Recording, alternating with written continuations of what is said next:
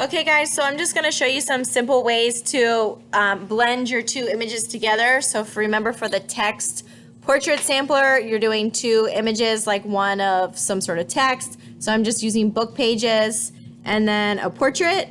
And so you can see there's lots of different kind of looks you can come up with. So I just wanted you to see with just the same images. And I didn't even play around with the composition or anything at all. Just kind of some different ways to blend them together. So let me go ahead and go through these. So I think this first image, I literally just did some layer masking. I didn't even change the opacity or anything like that. So let me show you how to do this one.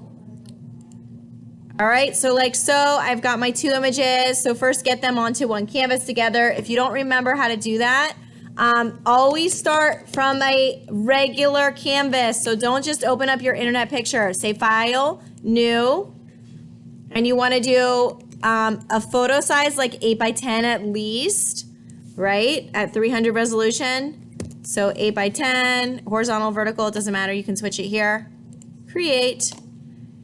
That way it'll look nice at least as an 8 by 10, right? If you have higher res, go higher res, right? So you could do like 20 by 16, 16 by 20, 12 by 19, etc. Whatever you want. Okay, so that's what this image is. And then you're going to copy and paste your images on. Control A, Control C, Control V. If you need to transform it, Control T and Control A. Oops, I'm going to turn this one off. Control A, Control C, Control V, Control T. Okay, so I'm going to first just, I'm going to put my text on top of her. I'm going to lower my opacity just so I can kind of see where my person is underneath, but I'm going to turn it back up afterwards. And I'm going to just first maybe pop a layer mask on. So I'm going to pop a layer mask on right here in my layer palette. And I'm going to take my paintbrush. B is the brush. B on your keyboard. D to bring up your default black and white. I'm going to click X to toggle between them. And then I need pretty much always I need a soft brush. So I'm taking my hardness. I'm dropping that down. That's right here. That's where I get my brush stuff. I'm taking the hardness down and I'm also taking my opacity down. Okay, and then I'm literally just gonna paint away certain areas, and I'm not painting on my picture. You can see I'm painting over here on the mask. And what's that doing is basically cutting out those areas. So, all right, I'm kind of painting around here, and then I can turn this back up to full, 100% strength and see, how I've blended this. I like turning the opacity down just so I can see like what I'm doing. And again, depending on what you're going for, if you want this like really soft and blended, I can also lower my opacity even more and really take my time like fading this in, whatever. Okay, so there's one way. Oops, now I turned it up to 100% opacity and that's not looking that great. Okay, so I actually, now that I've turned it up to 100% opacity, I don't really like what's happening here. So I either need to bring in a little bit more of the background, or alternatively, if I just wanted it to kind of stop at her face, I could, let's say I didn't want this green here. On my mask, I could just go back and paint it in with white. So I can either hit the switch. I'm going to take my brush a little bit smaller, and then you know what? I'm going to fill this back in so it's book pages because I didn't want that green. And there we go, I'm filling that in. So if you get rid of too much, oh, I don't want her shoulder here, I want that to fade in more with the book pages, you can fix it back up with the white paintbrush. So I'm just using white and black. Over here, I want to show more of the picture, so I'll switch it to the black, and there we go, show more of the picture. Okay, so you can play around there. As you're doing these text portraits, one thing to be aware of is the eyes. Let me go ahead and patch this back in with some book pages.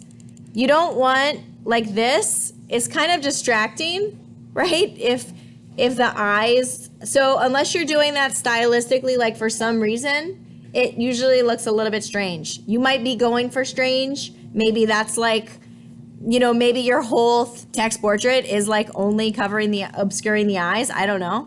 But if you're not intentionally doing that, no, just like it looks kind of strange. So you'll probably want to mask out a little bit around the eye. Okay? Because it's just where we tend to look at when we look at a portrait. All right, so there's one way to do that.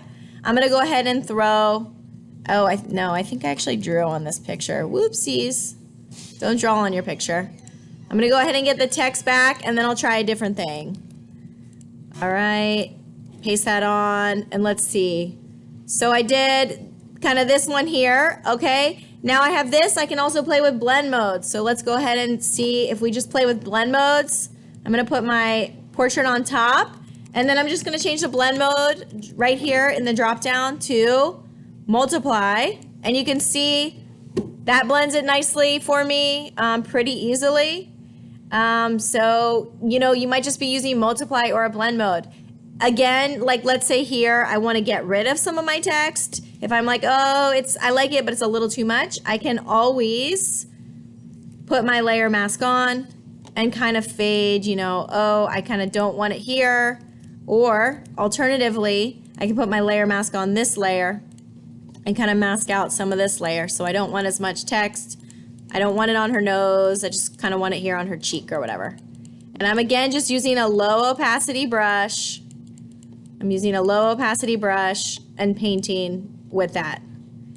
Okay, and let's say again, oh, I got rid of, you know, too much and I want to bring it back. I would just use my white and bring it back in. Okay, so that's why you want to use the layer masks instead of an eraser, because you can always go back and forth between the two. All right, so I think this next one here, I had just used multiply. All right, and you can see it looks definitely different, right? Let me see here. Oh, I think I did multiply and then some like erasing. And then I think this one down here, I just did straight multiply. All right, let's also try maybe inverting our text. So let's try inverting our text like here. So to do that, I'm gonna throw this away. And I'm actually gonna I'm gonna delete my layer masks. All right, so I've got my text here. I'm gonna invert my text because it's black. And right now, if I do multiply, you can see it adds the words like so. If I do screen or soft light, you can see it adds, but it's like really obscuring a lot of the picture, which again is fine. You might wanna just use a layer mask. Maybe you wanna go for this look. You know, maybe you want this. So that's like a whole nother look as well, right? But I don't want to do that for this. I want some white words on here. So super quick way to do that, I'm going to turn this back to normal, is to invert this picture. So I can go up here and I can say image adjustment invert. If I do it here, it will be permanent. Okay, a better way to do it is to get a layer mask, go to invert, and then apply a clipping mask. And I'm literally just like clicking, this is my invert menu, and I'm hitting this little thing that says like, hey, just put it on only the layer below. And if I hold over, it says, oh, come on, Photoshop, you just said it. Oh, well, it went away. Right click, create clipping mask. You can do it like that, or you can click this little thing, either way. And then it will only impact the layer below. And I'll show you what I mean. See, now she's not impacted, but it's not permanent, so I can take it off if I want. Versus if I do it over here, I can still do it. It's just permanent. Although with invert, it doesn't really matter because you just keep inverting back and forth. Okay, so anyway, I've got my inverted image, and now I can try doing screen, and you can see now my words have blended, but instead of being black, they're coming up white. Okay, and again, I can also use my layer mask here. So let's say I'm like, oh, I love this, but it's a little bit too much on her eye. Like it's kind of taking, then I can just fade it in just that one spot by using my layer mask. Okay, or maybe I can bring back both of her eyes. All right, let's see. Layer mask, you can also change things black and white. So I think these two are just multiplied. I also added a vignette. I'll show you how to do a vignette if you want. So I think I did this and then just made it black and white. So, you know, you don't have to keep stuff color. You can still do all this stuff like playing with brightness, contrast, your curves, etc. If you want to lighten the whole thing, if you want a lot of contrast, you know, whatever look you're going for. Something else you can do is add a vignette. So I think I did that in this one here to make it a little bit darker around all my edges. So I'll show you how I did that one. Let's see. you know what? I'll do a white vignette around this one since I have white text, and then I'll do a black vignette also. So when you add a vignette, that's kind of like the white or black around the edges. That's going to be your very last step, because I'm going to hit Shift Control Alt E. That's like all of the special keys. Shift Control Alt and then E, the letter E, and that makes like a composite layer. And then I can go up here to filter. I think it's under lens correction. And then you go to custom. And right here, there's vignette. You can either darken or lighten. If I lighten, it will add white around my edges. You can see that. I can also change my midpoint, like how much of the picture is it impacting. So if you want to do that, you can. I'll also show you, I'm going to delete this and show you how to add a dark edge around there. So let me get rid of my invert, and I'm instead going to change this to multiply. So I have black text, and then let me see. Let me delete these. All right, I've got my black text. Oh, and I do want to make this black and white.